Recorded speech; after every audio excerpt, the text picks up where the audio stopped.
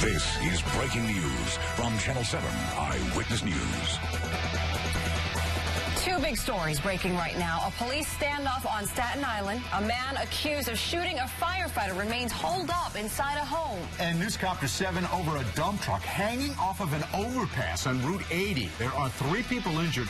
And, of course, this is causing delays not only on the highway, but also on the New Jersey transit tracks below. We'll tell you all about that. Good afternoon. I'm David Navarro. And I'm Shirley Nalica. We'll have a live report on that dump truck crash from the ground and the sky in just a minute. But we are going to begin with that standoff on Staten Island. Here is the very latest. The standoff started just before 6 this morning when U.S. Marshals tried to serve a warrant. One firefighter ended up getting shot. He is in serious condition, but is expected to survive. And we've learned the suspect has an extensive arrest record. Here's a look at that suspect, 38-year-old Garland Tyree. Federal authorities have him under surveillance for a while. We have 2 reports. Calorama is at the hospital where the firefighter is recovering. But we begin with Dre Clark, who is at the scene of the standoff. And Dre, there's been some activity in the last few minutes. Yeah, good afternoon. After what seemed to be very little or no communication at all between the suspect and police for a couple of hours, about 15 minutes ago, things took a dramatic turn here. You take a look behind me, you can see just down the block there, police are huddled in the middle of the street there. About 15 minutes ago, we heard gunfire. First, a short or small exchange of gunfire between the police and the suspect, and then rapid fire, which sounded like a high-power rifle going off. Then we heard several loud concussion bombs, if you will. Then after that, we heard a lot of screaming and crying, and then police running here to the middle of the street and huddling where they have been for the last several minutes here. No word, though, on the status or condition of that suspect, but this would be the conclusion, it seems, of what's been a long morning of give and take with Tyree Garland after he shot a member of the FDNY twice this morning. This morning, as U.S. Marshals stormed this home on Destiny Court on Staten Island, they knew the man they wanted could be armed.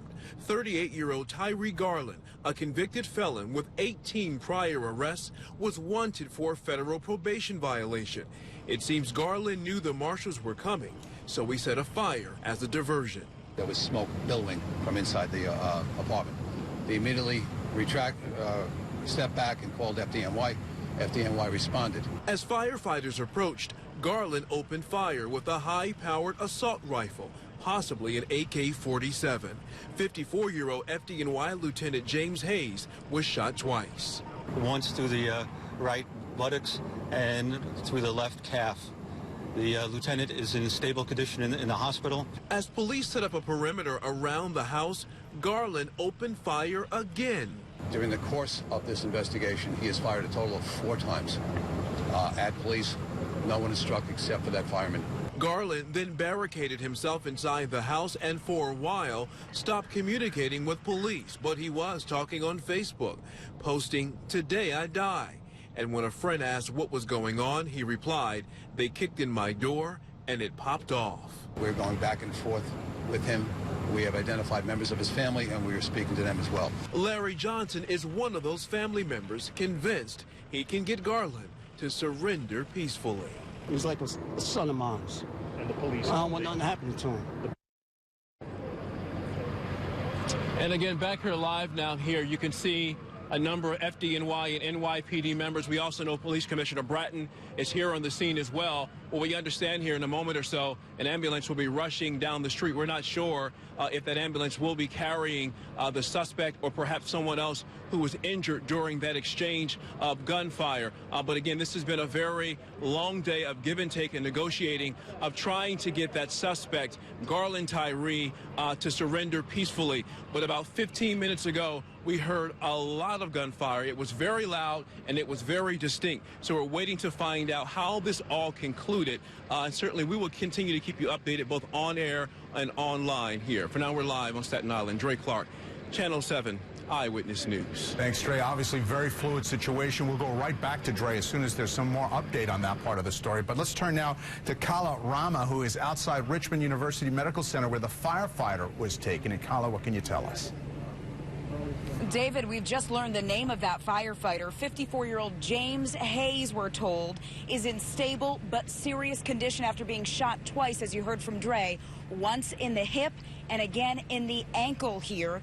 And once again, he is in serious but stable condition. All morning long, he's been surrounded by firefighters as well as the fire commissioner and his wife.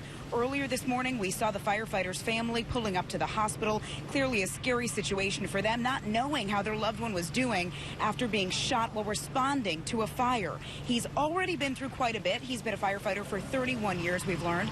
Shortly after Lieutenant Firefighter was rushed here, detectives with lights came in. The commissioner also came in.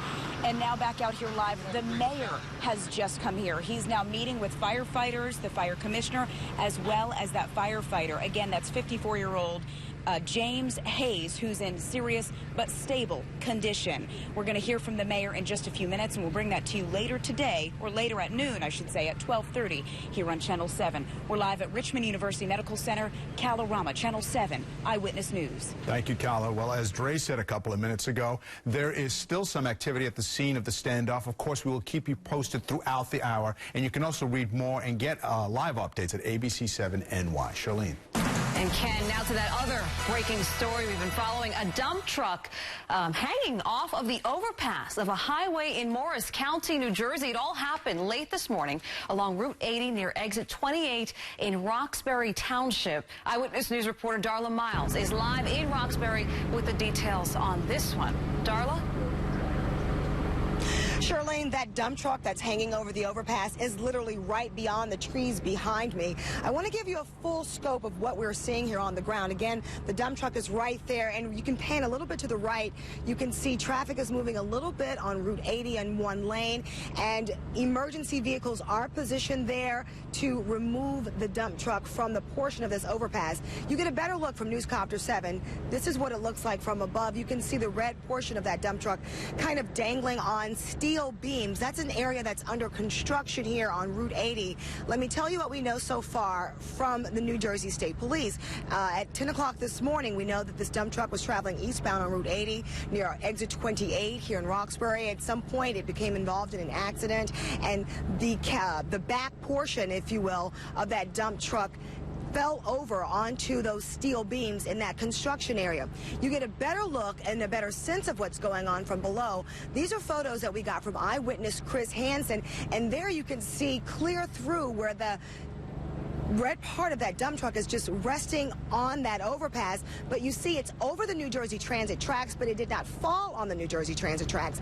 There was some debris that fell through those steel beams, and we saw New Jersey Transit crews removing those beams about 30 minutes ago. As far as eyewitnesses are concerned, they tell us they heard something that felt like and sounded like a dynamite explosion and a huge, huge cloud of smoke. The explosion was tremendous. It's got everyone in the factory nervous, and that's why we're out here trying to figure out what happened. We came outside, and my coworker said that he heard children crying, he heard a woman screaming, so I came out a few minutes later and I heard the police sirens and ambulances. So this is what we know so far. We know that the driver of the dump truck and a driver of a second vehicle were both transported to the hospital with minor injuries. The extent of their injuries we don't know at this time, and we're still awaiting word from New Jersey State Police about how that second vehicle was involved in this accident. As far as New Jersey Transit is concerned, service is suspended between Mount Arlington and Hackettstown on the Morris-Essex County line, and bus service will be provided. Reporting live in Roxbury, Darla Miles, Channel 7 Eyewitness News. Thank you, Darla. Well, also in New Jersey, a small earthquake shook people's nerves this morning. The 2.7 magnitude quake hit about 3:40 a.m., about 35 miles west of New York City along a branch of the Ramapo Fault, roughly 2 miles north of Bernardsville in Somerset County. The U.S. Geological Survey says it was centered about 3.5 miles underground. No injuries or damage reported in this case. You could see, some movement in it, small stuff, but it was crazy. All of a sudden, the house shook for like maybe 3 or 4 seconds, and I didn't know what was happening. I thought a tree fell, so I went outside, and there was no tree down. Well, Eyewitness News viewers let us know about the quake on Twitter. Donna tweeted, felt it in Rockaway House, shook for a few seconds. If you see or feel something, let us know all the time at ABC7NY. Also new at noon, the U.S. flag is flying over the American embassy in Cuba for the first time in more than half a century. The 3 Marines who lowered the flag when the countries ended diplomatic relations in 1961 presented the new flag to be raised in Havana today. This morning, John Kerry became the first U.S. Secretary of the state to visit Cuba in 70 years. Before the ceremony, Kerry told the crowd that although the road to fully normalized relations would be long, the reopening of the embassy signals a new era of reconciliation between the nations. Well, Cuba, hot topic for presidential candidate Marco Rubio as he visits New York City. Rubio is the son of anti-Castro Cuban immigrants and took center stage at the Foreign Policy Initiative. He's taking aim at how the White House is restoring relations with Cuba, saying that Cuban Americans are being snubbed. Not a single Cuban dissident has been invited to today's official flag-raising ceremony.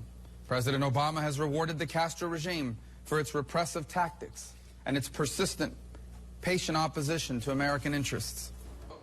Well, the Florida senator, member of the Senate Foreign Relations Committee, in addition to Cuba, Rubio is highly critical of the Iran nuclear deal, saying he would reverse it if elected president.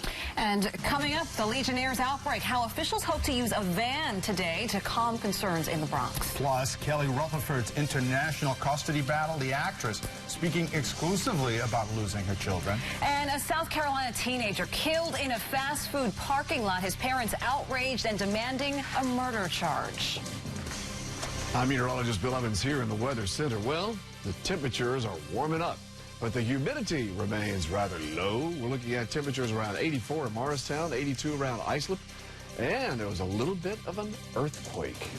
We'll talk about that, too, in your accurate weather forecast and how the weekend is shaping up. We'll talk about it in just a few minutes, so don't go away.